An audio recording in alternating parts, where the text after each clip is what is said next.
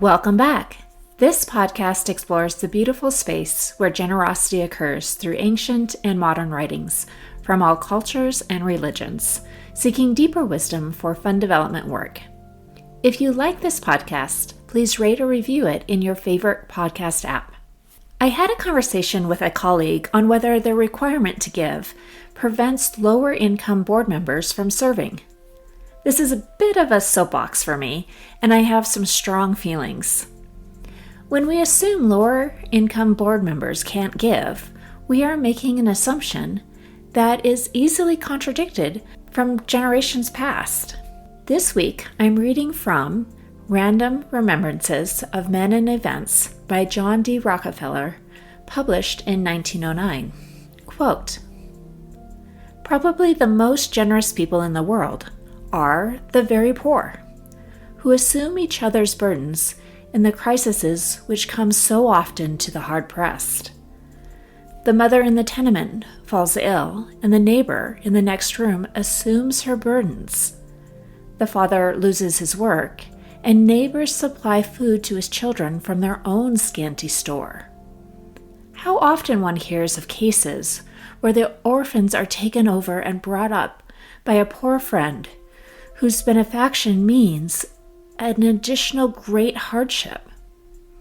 This sort of genuine service makes the most princely gift from superabundance look insignificant indeed.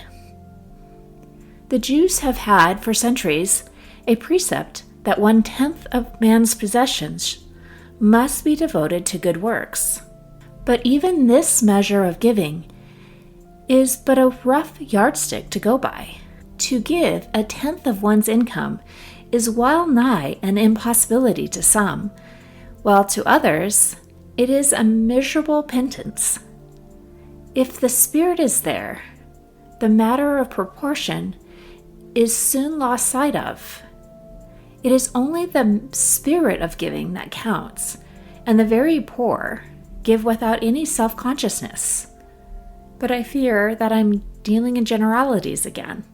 The education of children in my early days may have been straight-laced, yet I have always been thankful that the custom was quite general to teach people to give systematically of money that they themselves had earned. It is a good thing to lead children to realize early the importance of their obligations to others. But I confess, it is increasingly difficult, for what were luxuries then have now become commonplace. It should be a greater pleasure and satisfaction to give money for a good cause than to earn it, and I've always indulged the hope that during my life I should be able to establish efficiency in giving, so that wealth may be of greater use to the present and future generations." Unquote. When we assume that a lower income board member cannot give, and therefore we don't allow them to participate in the board giving requirement, we are making the decision for the board member. We are removing agency from that board member.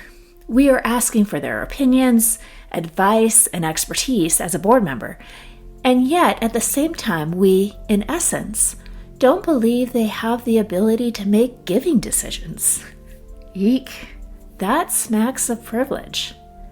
Professionally and personally, I believe, and the wisdom from ages past shows us, that the poor can teach us the true spirit of generosity. Lower income board members have the right to choose whether their passion for their cause extends to giving. Spoiler alert, if they are giving their time, they will give their money as well.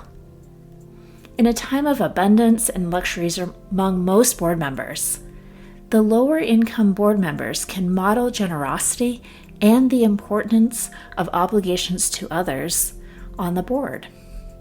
Let's reflect on one question this week. Do you celebrate and promote the generosity of board members, especially those at lower income levels?